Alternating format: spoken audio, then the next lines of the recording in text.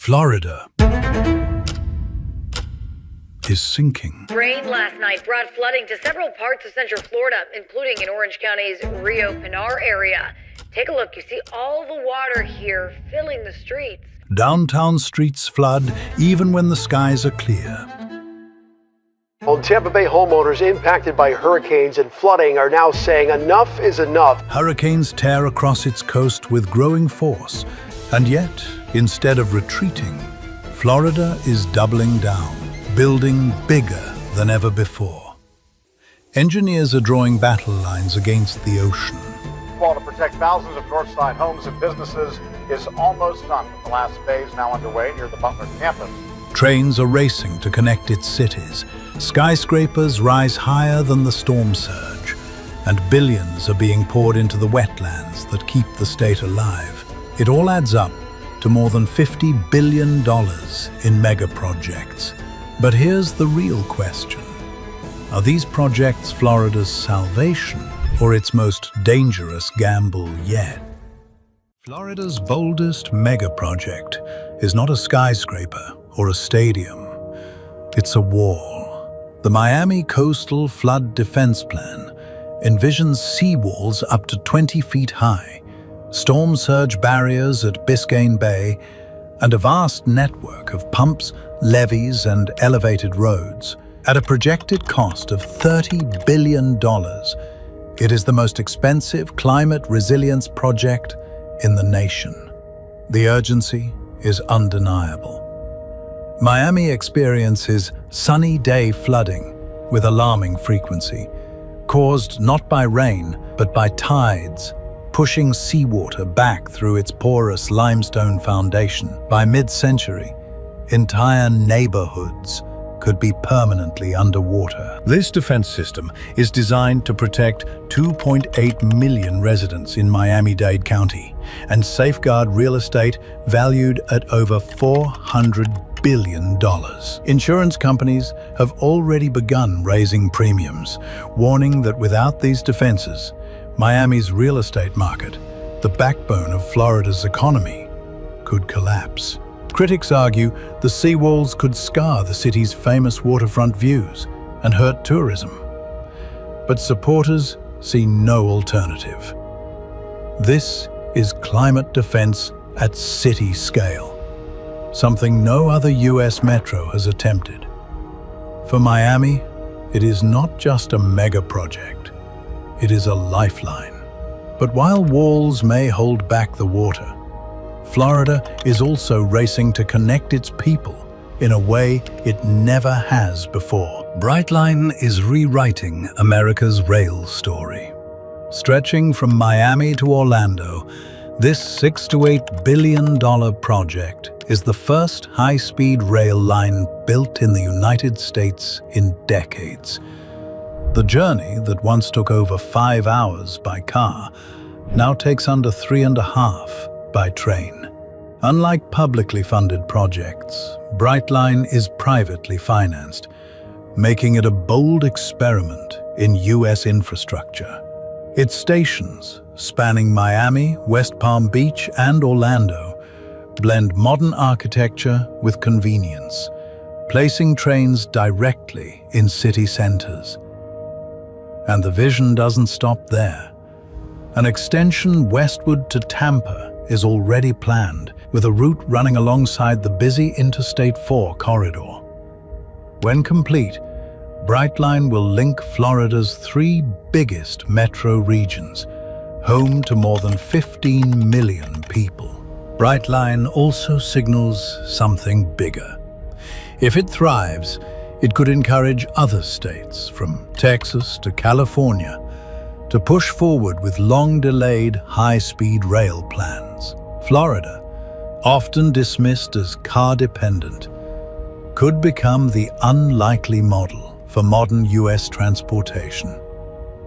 Its sleek yellow trains and futuristic stations have made Brightline a symbol of what U.S. transit could be. If Florida succeeds where other states have failed, it could prove that America is finally ready for a new era of passenger rail. If you're enjoying this breakdown of Florida's biggest builds, make sure to subscribe so you don't miss the mega projects transforming other states and cities. And while Brightline links Florida's cities across the ground, Miami is pushing its skyline ever higher. Miami is no longer just a beach city. It is becoming a vertical metropolis.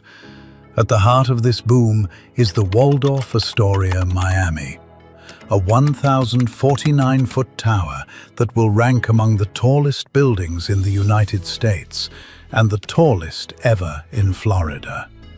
Its pixelated, glassy silhouette is designed to redefine the city's skyline. One Brickell city center, a $1 billion mega development anchoring Miami's new financial hub.